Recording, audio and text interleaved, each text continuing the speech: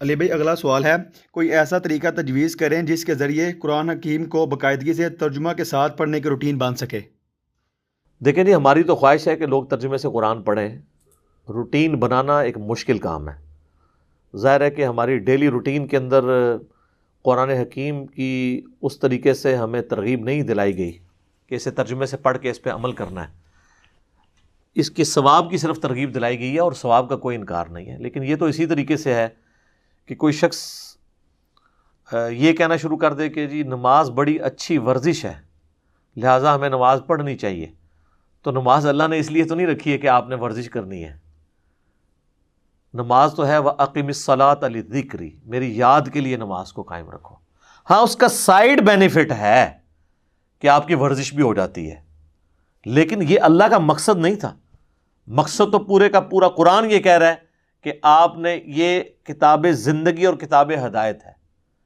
وَأُوحِيَ إِلَيَّ هَذَا الْقُرْآنُ لِأُنذِرَكُم بِهِ وَمَن بَلَغَ، سورۃ الانعام آیت نمبر 19. اے نبی فرما دو قرآن مجھے اللہ نے اس لیے وحی کیا تاکہ اس کے ذریعے میں تمہیں بھی آخرت کا ڈر سناؤں اور جس تک یہ کتاب پہنچے اسی کتاب کے ذریعے آخرت کا ڈر سنائے. تو یہ نازل ہوئی ہے اس لیے. فذکر بالقرآن من یخاف وعید، اے نبی قرآن کے ذریعے آپ لوگوں کو نصیحت کریں جو اللہ کی دھمکی سے ڈرتا ہے. وَلَقَدْ يَسَّرْنَا الْقُرْآنَ لِلذِّكْرِ فَهَلْ مِن مُدَّكِرٍ، ہم نے قرآن کو سمجھنے کے لیے آسان کر دیا ہے کوئی جو اس سے نصیحت حاصل کرے؟ تو یہ قرآن کا مقصد یہ تھا. یہ سائیڈ بینیفٹ ہے. اب آپ سائیڈ بینیفٹ کو لے کے شروع کر دیں جی وہ ترمذی میں حدیث ہے. بھئی کس کو انکار ہے کہ ہر لفظ کے اوپر 10 نیکیاں ہیں اور الف لام میم ایک حرف نہیں ہے 3 حرف ہیں 30 نیکیاں ہیں.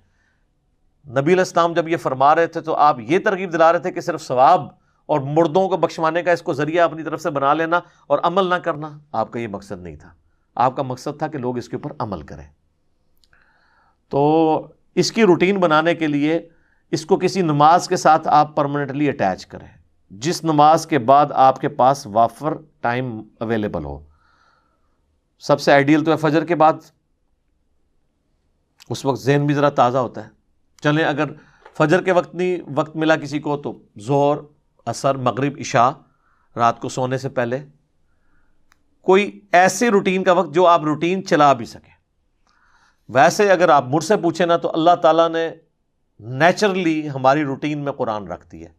ہماری 3 نمازیں اللہ تعالیٰ نے جہری رکھی ہیں، فجر، مغرب اور عشاء. اور فجر کی نماز آپ بخاری مسلم اٹھا کے دیکھیں، اندھیرے میں صحابہ کہتے ہیں ہم جاتے تھے اور خوب روشنی میں نماز سے فارغ ہوتے تھے. 40 سے 50 منٹ کی نبی علیہ السلام کی فجر کی نماز ہوتی تھی. 40-50 منٹ میں آلموسٹ 1-1.5 پارہ تو تلاوت ہو سکتا ہے، 1 پارہ تو آرام سے ہو سکتا ہے 2 رکعتوں کے اندر. تو یہ ان کی روٹین میں تھا، ان کی زبان بھی وہی تھی. اب ہمیں تو ظاہر ہے کہ اکثریت کو، عوام الناس کو تو نہیں عربی آتی ہے. کتنے لوگ ہوں گے جنہوں نے عربی سیکھ لی ہوگی؟ چونکہ اکثریت کو نہیں آتی ہے لہٰذا ان کے لیے پھر ایک اور طریقہ میں نے تجویز کیا ہے جو اذان کے وقفے کے بعد آپ کو بتاتے ہیں انشاءاللہ تعالی. ہاں جی جناب، طریقہ یہ ہے کہ آپ اپنے جو موبائل فون ہیں، اسمارٹ فون، ان کا پازیٹیو یوز بھی کریں. اسے ایئر فلائٹ موڈ میں کریں.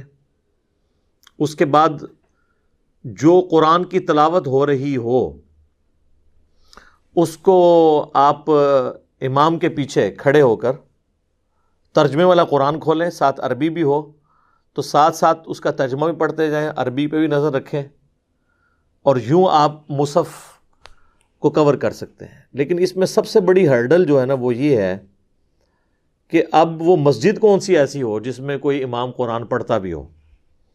کیونکہ ہمارے جو ائمہ مساجد ہیں انہوں نے تو چند صورتیں رٹی ہوئی ہیں 30ویں پارے کی یا چند مشہور آیات، وہ ہر دفعہ وہی ریپیٹ کرتے ہیں.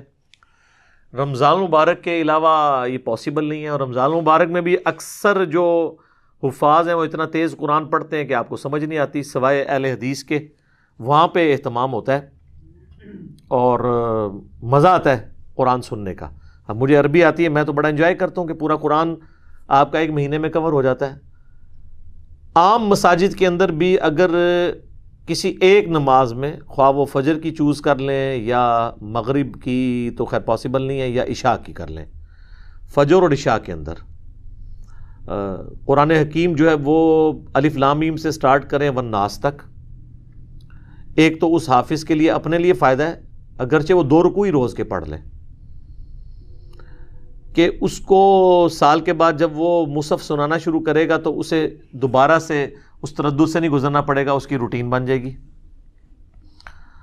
اور عوام کو یہ فائدہ ہو جائے گا کہ پورے قرآن سے آپ گزریں گے۔ صحابہ اکرام علیہم رضوان اسی چیز کو تو انجوائے کرتے تھے، ان کی اپنی زبان تھی۔ اب ہمارے لیے تو ظاہر ہے ہمیں مصحف ترجمے والا یا مصحف پکڑ کے کھڑا ہونا پڑے گا۔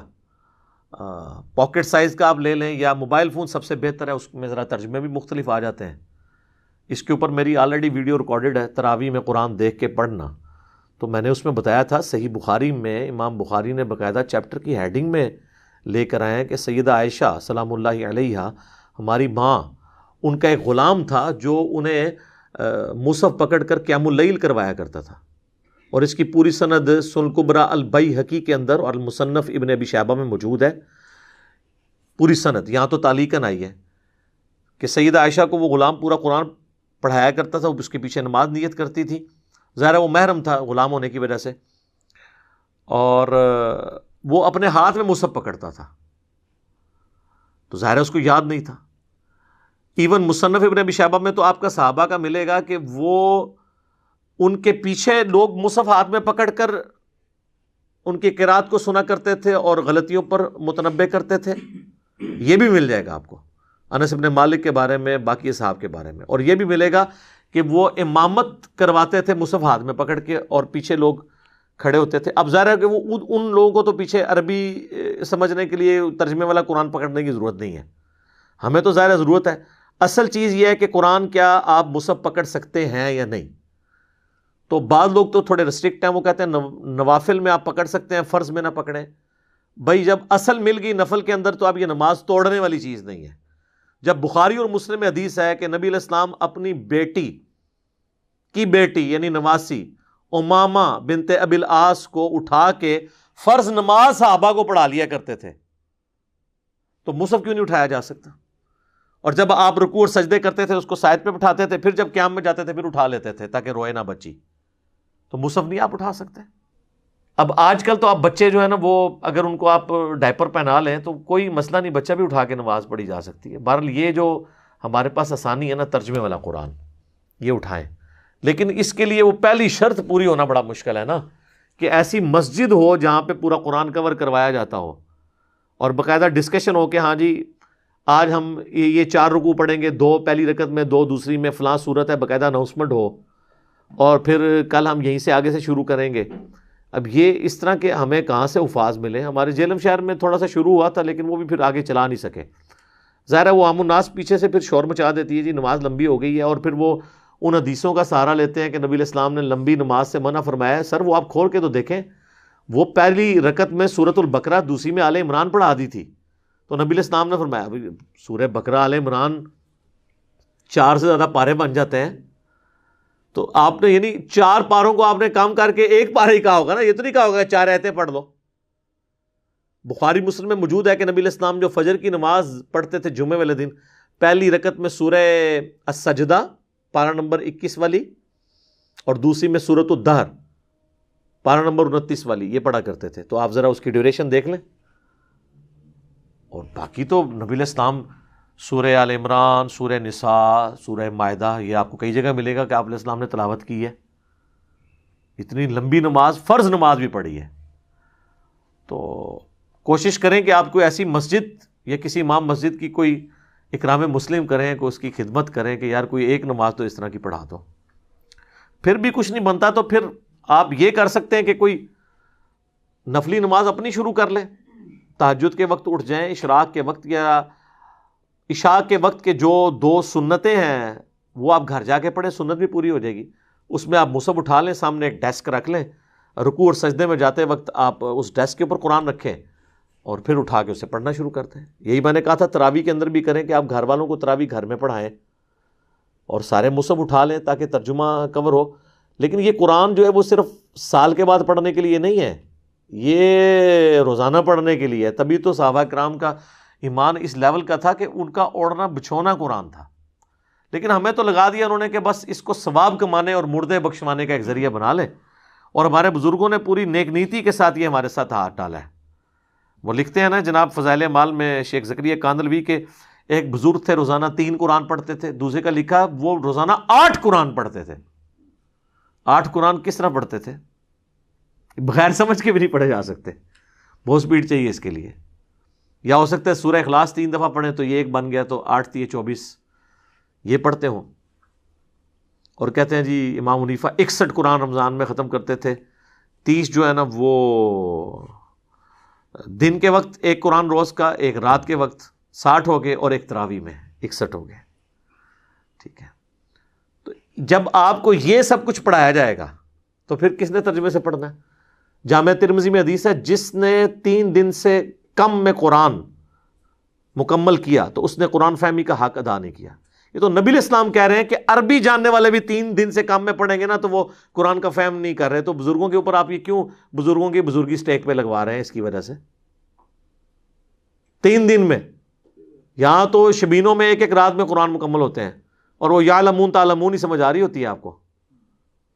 تو بس سمجھنا کس نے تھا؟ وہ فضائل اعمال میں انہوں نے لکھ دیا کہ جی قرآن کو کی تفسیر کے لیے جو ہے نا وہ 15 علوم چاہیے، اور 15واں لکھا کہ وہ بھی ہے، گاڈ گفٹیڈ ہے، وہ آپ حاصل بھی نہیں کر سکتے قیامت تک۔ یعنی آپ قرآن کو پھر وہ کہتے نہیں وہ تفسیر کے لیے، ویسے تذکیر کے لیے آپ پڑھ سکتے ہیں۔ تو یہ لکھنے کی کیا ضرورت تھی؟ یہ آپ نے کون سی خدمت کی ہے؟ کتاب آپ لکھ رہے ہیں فضائل اعمال اور فضائل قرآن، اور اس میں یہ اوٹ پٹانگ چیزیں لکھنے کی کیا ضرورت ہے؟ آپ تذکیر یعنی کے لیے ترغیب دلائیں کہ بھئی نہیں آپ اس کو قرآن کو ترجمے سے پڑھیں، وہ کیسے کریں گے؟ انہوں نے فضائل اعمال میں لکھ دیا ہے کہ احمد بن حنبل کو خواب میں اللہ کی زیارت ہوئی، تو انہوں نے پوچھا کہ یا اللہ تیرا قرب حاصل کرنا چاہتا ہوں، سب سے آسان ذریعہ کیا ہے؟ تو اللہ نے فرمایا قرآن۔ تو انہوں نے کہا سمجھ کے یا بغیر سمجھ کے؟ میں کہتا ہوں جی یہ میرے سامنے کو بات کرے تو میں غصے میں اس کے ساتھ پتہ نہیں کیا کروں، انہوں نے اللہ کے سامنے کیسے کیا ہوگی؟ یہ جھوٹا خواب احمد بن حنبل پہ انہوں نے تھوپا ہے۔ تو آگے سے کہتے ہیں اللہ نے فرمایا چاہے سمجھ کے چاہے بغیر سمجھ کے، یعنی پورے کا پورا قرآن یہ کہہ رہا ہے یہ قرآن اس لیے نازل ہوا ہے کہ آپ اس کی آیات کے اوپر تفکر کریں، اس سے ہدایت حاصل کریں۔ قرآن میں تو اللہ یہ کہہ رہا ہے اور ان کو یہ کہنا تھا، قرآن میں تو اللہ اپنے پیغمبر کو کہہ رہا ہے وَأُوحِيَ إِلَيَّ هَذَا الْقُرْآنُ لِأُنذِرَكُمْ بِهِ وَمَنْ بَلَغَ، اے نبی تم فرما دو قرآن اللہ نے مجھے اس لیے وحی کیا اس کے ذریعے میں لوگوں کو ڈر سناؤں، اور جس تک یہ کتاب پہنچ جائے وہ بھی اس کے ذریعے۔ فَذَكِّرْ بِالْقُرْآنِ مَن يَخَافُ وَعِيدٍ، اے نبی قرآن کے ذریعے آپ نصیحت کریں جو اللہ کی دھمکی سے ڈرتا ہے اسے۔ پورا قرآن اس پہ گواہ ہے کہ قرآن اس لیے نازل نہیں ہوا جس کے لیے انہوں نے بنا لیا ہوا ہے، اور کتنی غیر محسوس طریقے سے انہوں نے امت کے ساتھ جنازہ نکالا ہے۔ اس حوالے سے میں وہی بات کروں گا کہ اگر کوئی یہودی عیسائی ہمیں آ کے کہتا نا قرآن ڈائریکٹ نہ پڑھو گمراہ ہو جاؤ گے، ہم اس کا منہ توڑ دیتے، لیکن یہ جو یہودی نما مسلمان ممبروں پہ چڑھ کے کہہ رہے ہیں قرآن اور حدیث ڈائریکٹ نہ پڑھنا گمراہ ہو جاؤ گے، ہم کہتے ہیں سبحان اللہ۔ آج کوئی غیر مسلم مسلمان ہو نا، ہم اسے قرآن پڑھنے کے لیے دیں گے کہ اس کے مطابق بھی اپنے عقائد اور نظریات کرو، لیکن خود نہ ہم نے نہ ہمارے آباء و اجداد نے کبھی قرآن ترجمے سے پڑھ کے اپنے عقیدے اس کے مطابق کیے ہیں۔ اس لیے میں بار بار گورنمنٹ سے بھی ریکویسٹ کرتا ہوں کہ آئین میں یہ ترمیم آپ داخل کریں نا، آپ اپنی مرضی کی تو 17ویں ترمیم اور 18ویں ترمیم داخل کرتے ہیں، تو آئین میں یہ بھی ترمیم داخل کریں جدھر آئین میں یہ موجود ہے کہ قرآن حکیم کی بغیر غلطیوں کی پرنٹنگ کو انشور کرے گی گورنمنٹ، وہاں پہ یہ بھی ڈالیں کہ قرآن بغیر ترجمے کے پاکستان میں چھاپنا جرم ہوگا۔ اگر زیادہ کسی کو مسئلہ ہے نا، اس طرف آپ عربی چھاپ دیں، رائٹ پہ لیفٹ پہ اردو، لیکن چھاپیں آپ ترجمے کے ساتھ۔ اجمیوں کے ملک میں بغیر عربی کے ترجمے کا کیا تک بنتا ہے کہ ترجمہ کیے بغیر آپ یہ کر رہے ہو؟ تو ظلم ہے نا۔ تو ہم تو ریکویسٹ ہی کر سکتے ہیں کہ مرنے سے پہلے مسلمان کر لے اس پہ غور۔ کتابوں کا خدا اور ہے بابوں کا خدا، اور کتابوں کے خواب خدا کا تعارف تبھی ہوگا جب آپ خوابوں سے نکل کے کتابوں پہ آئیں گے اور قرآن کو ترجمے سے پڑھیں گے، ادروائز کبھی بھی آپ کو اس خدا کا تعارف نہیں ہوگا جو خدا نے خود اپنا تعارف کتابوں کے ذریعے کروایا۔ ٹھیک ہو گیا جی؟